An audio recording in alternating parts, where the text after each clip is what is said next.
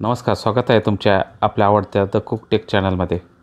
आज या व्हिडिओमध्ये बिझनेस मिसळ रेसिपी तुम्ही पाहणार आहे। ज्यांना कुणाला स्नॅक सेंटर चालवायचे आहे त्यांनी ही रेसिपी नक्की पहा। या व्हिडिओमध्ये मी मिसळची प्रमाणबद्ध रेसिपी दिलेली आहे। ही रेसिपी मी खूप सोप्या पद्धतीने या व्हिडिओमध्ये दाखवली आहे। चला तर मग मिसळसाठी काय काय साहित्य लागणार आहे ते आता आपण या व्हिडिओमध्ये पाहूया। रेसिपी जाणून घेण्यासाठी व्हिडिओ शेवटपर्यंत नक्की पहा। या ठिकाणी मी मटकी 125 ग्रॅम घेतलेली आहे।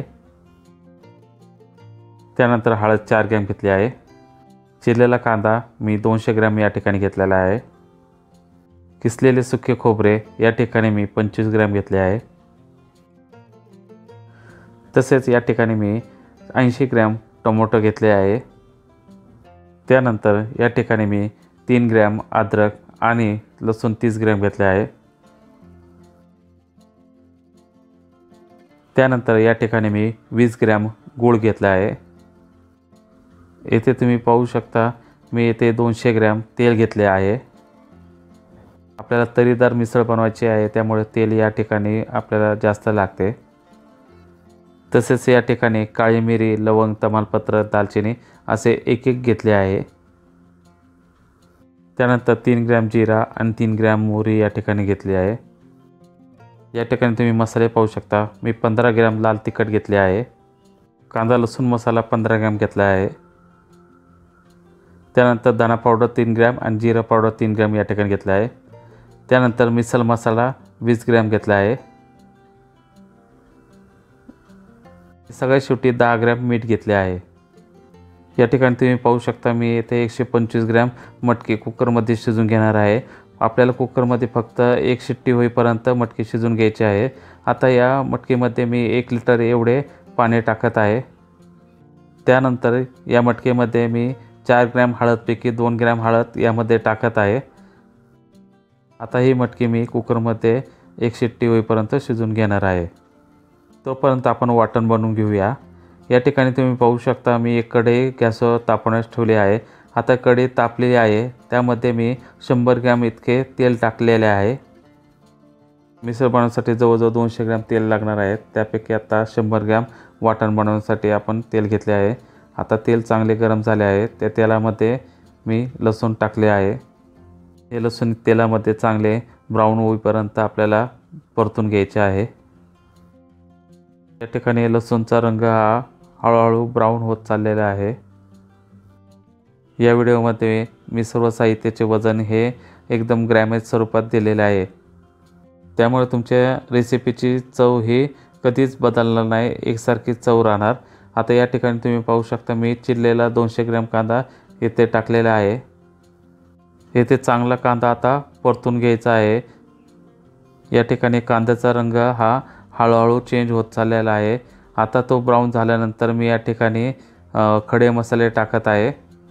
या ठिकाणी मी काळी मिरी, लवंग, दालचिनी या मिश्रणामध्ये टाकलेले आहे। आता हे सगळं मिश्रण चांगले परतून घ्यायचे आहे। या ठिकाणी मी अद्रक टाकले आहे। येथे मी अद्रक 3 ग्रॅम घेतले होते।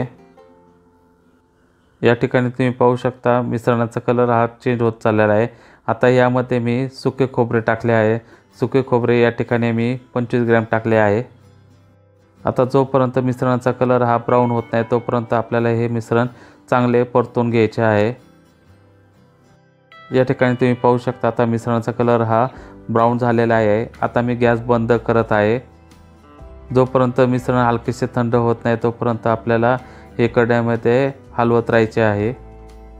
यानंतर मिश्रण थंड झाल्यानंतर आपल्याला हे मिक्सरमध्ये वाटून घ्यायचे आहे। या ठिकाणी तुम्ही पाहू शकता मिश्रण थंड झाल्यानंतर मी हे मिक्सरमध्ये बारीक वाटून घेणार आहे। त्यासाठी मिक्सरमध्ये हे मिश्रण सर्व टाकलेले आहे। आता या वाटणमध्ये थोडे पाणी टाकून मिक्सरमध्ये चांगले बारीक करून घ्यायचे आहे। आता यामध्ये मी टोमॅटो टाकला आहे। टोमॅटो मी या ठिकाणी 80 ग्रॅम घेतला होता। या ठिकाणी तुम्ही पाहू शकता खूप छान असे वाटण आपले तयार झालेले आहे। यानंतर आता सर्व मसाले मी या ठिकाणी एकत्र करत आहे। या ठिकाणी मी एका वाटीमध्ये कांदा लसूण मसाला, लाल तिखट, मिसळ मसाला, जिरा धना पावडर या ठिकाणी मिक्स करत आहे।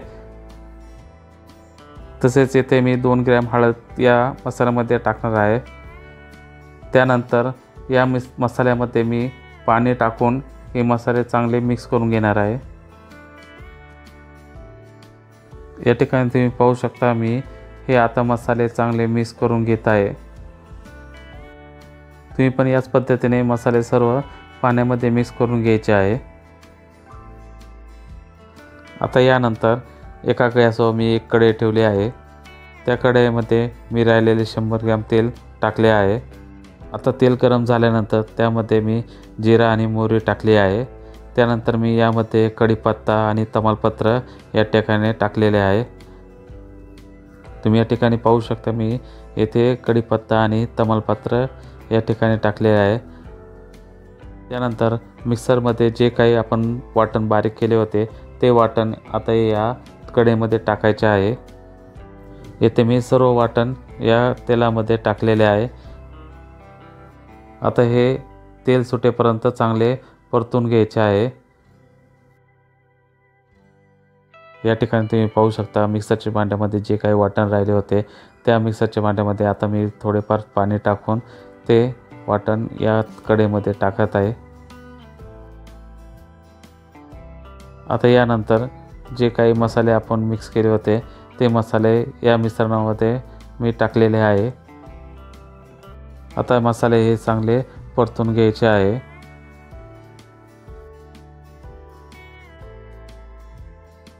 जवळजवळ 5 ते 7 मिनिटं हे आपल्याला चांगले परतून घ्यायचे आहे।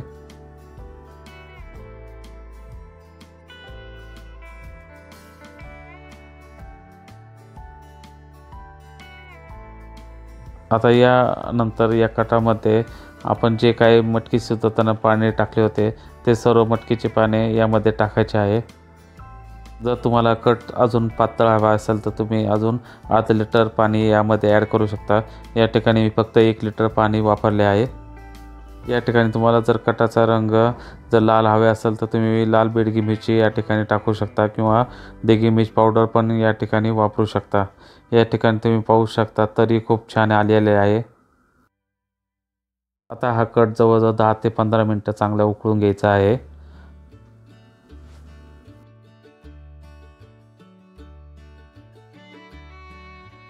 आता यामध्ये मी गूळ टाकणार आहे। या ठिकाणी 20 ग्रॅम गूळ या कटामध्ये टाकलेला आहे। त्यानंतर मी 10 ग्रॅम मीठ यामध्ये टाकत आहे। तुम्ही या ठिकाणी चवीनुसार पण मीठ टाकू शकता। अशा प्रकारे आपला हा कट तयार झालेला आहे। या ठिकाणी तुम्ही पाहू शकता खूप छान असे तरी या ठिकाणी वरती आलेले आहे। आता या ठिकाणी तुम्ही पाहू शकता मी एक ताट घेतले आहे। त्या ताटामध्ये एक प्लेट ठेवली आहे। आता त्या प्लेटमध्ये मी सर्वात प्रथम फरसाण टाकणार आहे।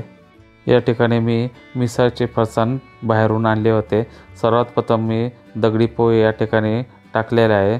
त्यानंतर मी पापडी टाकणार आहे। तुम्ही या ठिकाणी पाहू शकता मी या प्लेटमध्ये आता पापडी टाकलेली आहे। पापडी टाकल्यानंतर मी थोडी शेव टाकणार आहे। त्यानंतर उकळून घेतलेली मटकी या ठिकाणी मी 1 चमचा टाकत आहे। तुम्ही ताटामध्ये 1 वाटी पण मटकीची ठेवू शकता। आता या प्लेटमध्ये मी सॅम्पल टाकत आहे। या ठिकाणी पाहू शकता मी सॅम्पल या प्लेटमध्ये टाकलेले आहे। जवळजवळ एका मिसळसाठी 40 ग्रॅम फरसाण आणि 150 ते 200 ग्रॅम सॅम्पल या ठिकाणी एक प्लेटमध्ये जाते। एका मिसळसाठी आपल्याला जवळजवळ 40 रुपये इतका खर्च येतो। ती मिसळ आपण 80 ते 100 रुपयापर्यंत विकू शकता। म्हणजे तुम्हाला एका मिसळ मागे 50 ते 60 रुपये एवढा इतका नफा आहे। आता या मिसळमध्ये मी वरती थोडी शेव टाकलेली आहे। त्यानंतर मी मटकी टाकलेली आहे आणि वरती गार्निशिंगसाठी थोडा कांदा आणि कोथिंबीर टाकलेली आहे। या ठिकाणी तुम्ही पाहू शकता मी या मटकीवर कोथिंबीर आणि कांदा टाकला आहे। आता मी साईडला पावजोडी ठेवलेली आहे। त्यानंतर साईडला कांदा, लिंबू आणि दहीची 1 वाटी ठेवली आहे। सॅम्पल 1 वाटी ठेवले आहे। अशा प्रकारे आपली मिसळ या ठिकाणी रेडी झाली आहे। मला आजचा मिसळचा व्हिडिओ कसा वाटला मला नक्की तुम्ही कमेंटमध्ये सांगा। ज्या कोणाला स्नॅक्सचा व्यवसाय सुरू करायचा आहे त्यांनी नक्की हा व्हिडिओ पहा। व्हिडिओमध्ये काही शंका असेल तर तुम्ही मला ती शंका कमेंटमध्ये विचारू शकता। मी ते शंकेचे नक्की उत्तर देईल। माझा व्हिडिओ आवडला असेल तर नक्की माझ्या चॅनलला सबस्क्राईब करा आणि या व्हिडिओला लाईक आणि जास्तीत जास्त शेअर करा. चला तर मग पुन्हा भेटूया नवीन व्हिडिओमध्ये नवीन रेसिपी घेऊन. थँक्यू.